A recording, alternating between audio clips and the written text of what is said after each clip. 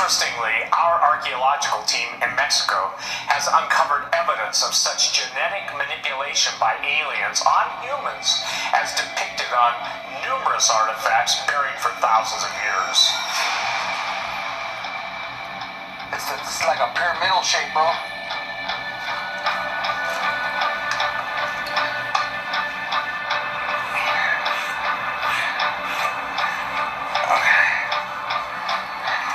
Giant DNA strand over here.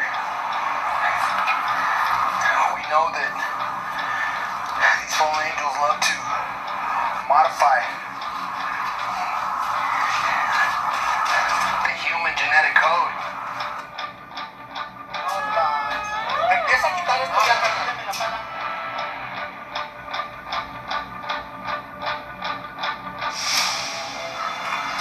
It's a pyramid, bro. La brocha. Oh, we definitely got an angel. An angel. Wow, this is amazing. This is definitely amazing, bro. And here we got a specter-like fallen angel. Let's find the other piece before I start. There has to be the top part to this. Here it is. Bam, baby.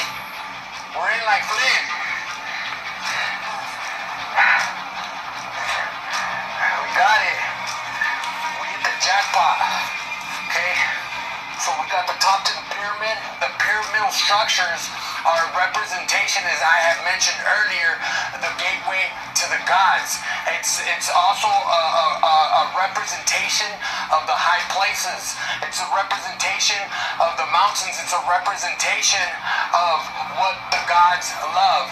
And I'm talking about the small G gods. They love to present and be worshipped and receive sacrifice and adoration in high places, just like this mountain that we're on. If we see here, we have the fallen angel holding up that case, which is in resemblance to technology handed and given to man. You see the fallen angel right here playing with the human DNA strand right here at the bottom.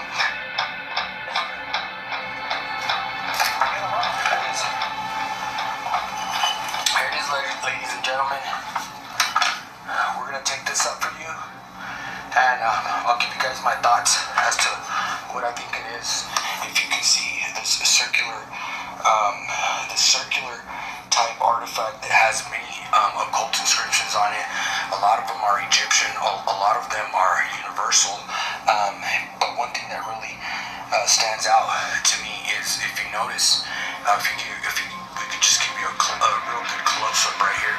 You can see that in the midst and in the dead center, from the top to the bottom, you see a DNA strand working its way down through all of the occult symbols. Now, the DNA strand is a clear-cut example of the type of wisdom, the type of technology, the type of knowledge and understanding that has been handed down from these fallen angels to the human race.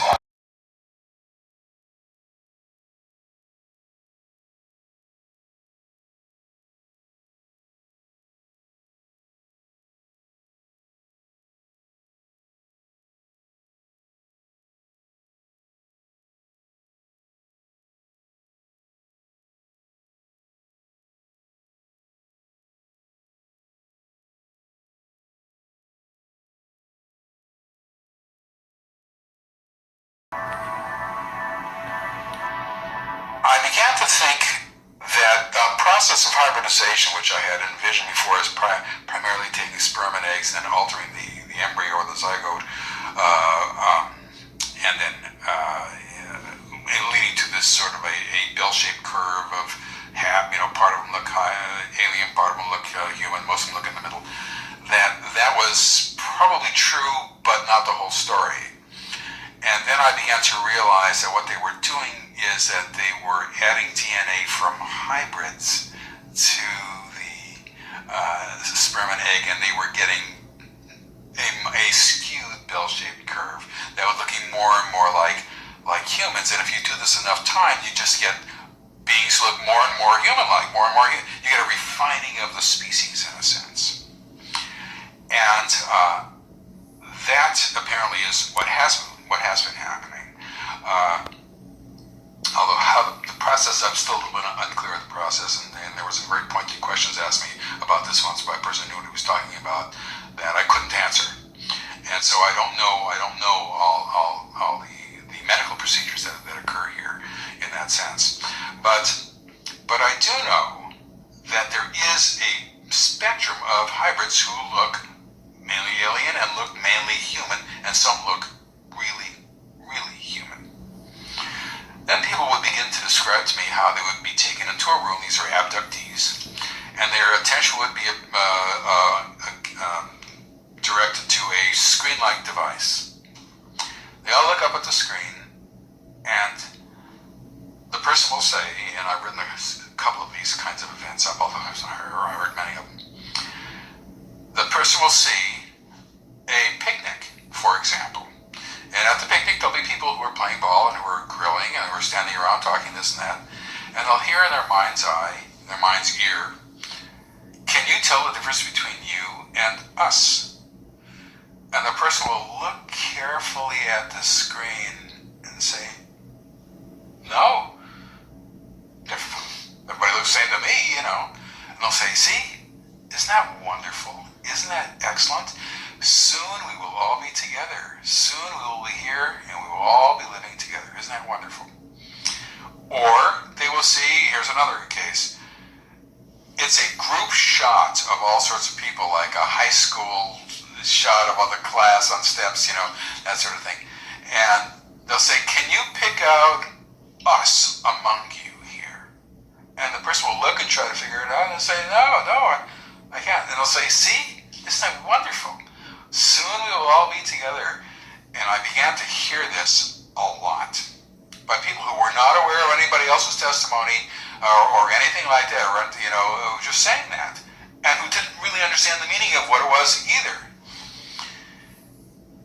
And then people would say, then these beings would tell them, soon there's going to be a big change. There'll be a big change, and you're going to be a very important part of the change. And you'll have a job to do, and you'll be very pleased to do it. Then to the abductees who don't know what they're talking about. But this will happen soon. Everything's going to happen soon. It's going to be happening soon. Now that's the change. We're going to have a change. The change is coming soon. Well, when you hear things for the first time, you always put it on the back burner waiting for validation from other people who are unaware of the testimony. Well, so the first few times I heard this, you just blow it off. You just think, well, I'll wait. If I never hear it again, there is no change, But I began to hear it over and over again from a wide variety of people. Something was happening in the future. Some change was going to happen. They had some role in the future. This was going to happen. They began to convince me, because the first time I heard it, it came out of the blue. And the second time I heard it, it came out of the blue. It sounded like I was leading them to it. I didn't even believe it had happened in the first place.